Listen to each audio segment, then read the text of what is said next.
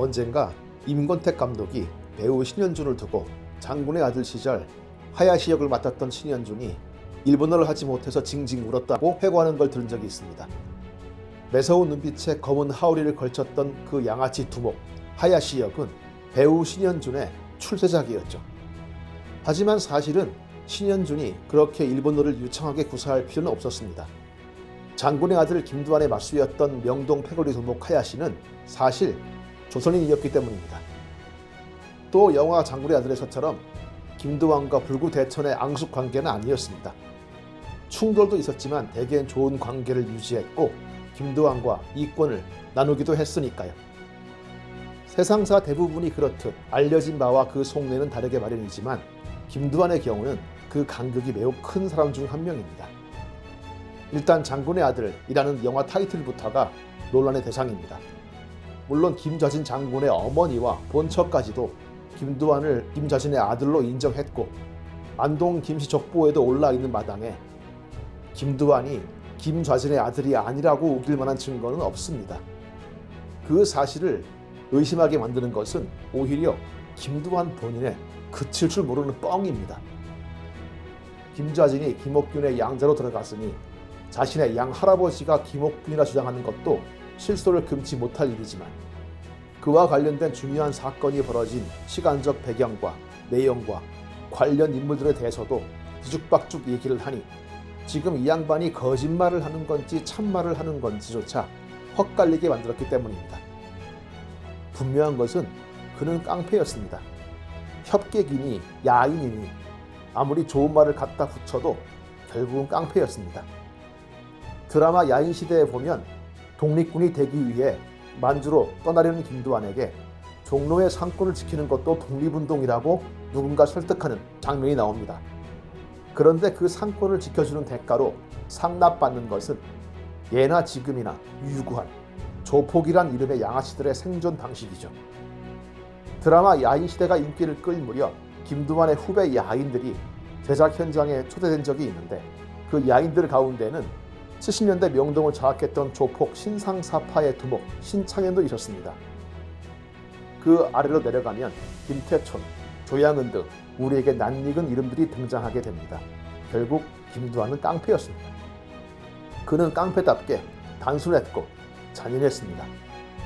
그가 좌익세가 우세하던 국군 준비대를 습격하여 1,300명을 죽였다고 떠든 것은 단연코 허풍이지만 전평 파업 당시 파업 대우가 있던 용산역을 습격해 좌익의 전국 노동자 평의회 즉 전평대원을 죽창으로 살해한 것은 사실이었고 1946년 12일 대구 봉기 때는 청년단을 이끌고 대구로 가서 악명을 떨쳤습니다.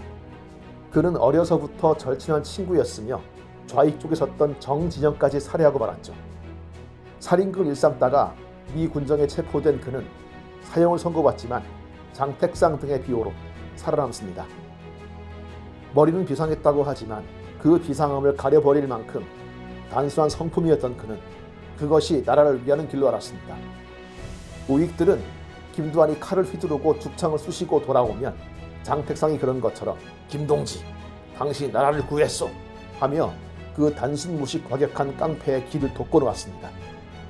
이는 그 후 정치인들이 깡패들을 동원할 때 나라 위에 큰일 해보지 않겠소 하고 회유하는 그 방식 그대로입니다. 50 때 야당 탄압에 동원됐던 용팔이란 별명의 깡패가 처절하게 버림받은 것은 알려진 사실이지만 김두한 또한 비슷한 일을 당합니다. 칭찬을 기대하며 이승만에게 불려갔던 그는 사람 좀 그만 죽이게 하는 핀잔을 듣고 배신감에 치를 떨었습니다. 칼자루를 쥐인 손이 칼더러 피 그만 보라고 다그치는 격이었으니 오죽했겠습니까? 전쟁 이후 그의 우직함은 다른 쪽으로 바뀌어 빛을 발합니다. 나는 무식하다. 하지만 인생은 영원한 미완성이 아닌가 하는 너무나 솔직한 유세로 국회의원에 당선된 김두한은 당선 3일 만에 감옥에 갇힙니다. 이승만 정권을 선거운동 도중 정면으로 비판한 괘씸죄에 걸렸기 때문이었죠. 정계의 발을 디딘 후 그의 행적 역시 김두한스러운 것이었습니다. 그는 국회에서 이런 연설을 합니다. 이승만 대통령이 데리고 있는 측근자들은 모두가 일제 관료 출신들이니 결국 이승만 대통령은 친일파의 보스다. 이승만 대통령은 일본 놈의 경찰 일정 해먹던 놈, 민족 반역자, 친일파를 두둔하여 독재의 성을 쌓고 아부 잘하고 간계 잘 부리는 악질 간섭 몰입애들만 살찌우고 있으니 친일파 민족 반역자의 두목은 이승만 대통령이다. 국부라고 불리던 이승만 대통령에게 이렇게 속 시원하게 퍼부은 사람은 김두한밖에 없었습니다. 또 이후 박정희 정권 때에도 국회에 출석한 정부 관료들에게 똥물을 퍼부으며 이거나 처먹어! 하고 외친 것도 김두한이라야 가능한 일이었을 겁니다. 조악하고 거칠었지만 결코 야비하지 않았다는 전 통일부총리 권억이의 회고는 그의 삶을 잘 표현한 듯 싶습니다. 노동자들의 파업 대우를 습격하여 주변에 기름을 붓고 태워 죽인다고 협박해서 주동자를 가려내고 그들을 죽창으로 꿰뚫어버린 그 잔인함을 변하고 싶은 마음은 추호도 없습니다만 그는 앞서 말한 것처럼 칼자루 주인 손에 휘둘리는 칼이었다는 표현이 더 맞을 것 같습니다. 사람을 눈 깜짝 않고 죽였던 맹혈한이지만 독립지사연금을 통째로 보육원에 갖다 맡기기도 했고 이념이 갈린 중마고우를 때려 죽이는 것도 마다하지 않았으나 고학생을 만나면 입고 있던 양복을 훌렁 벗어주며 공부 열심히 하라고 격려하던 그냥 같은 사람이기도 했기 때문입니다. 한국 현대사의 질풍에 휘말려버린 그리 생각은 깊지 못했으나 비열하게 머리를 쓰는 법 또한 알지 못했던 한 사내가 1972년 11월 21일 파란만한 생을 마쳤습니다. 그는 만년에 극심한 고문 후유증에 시달렸습니다.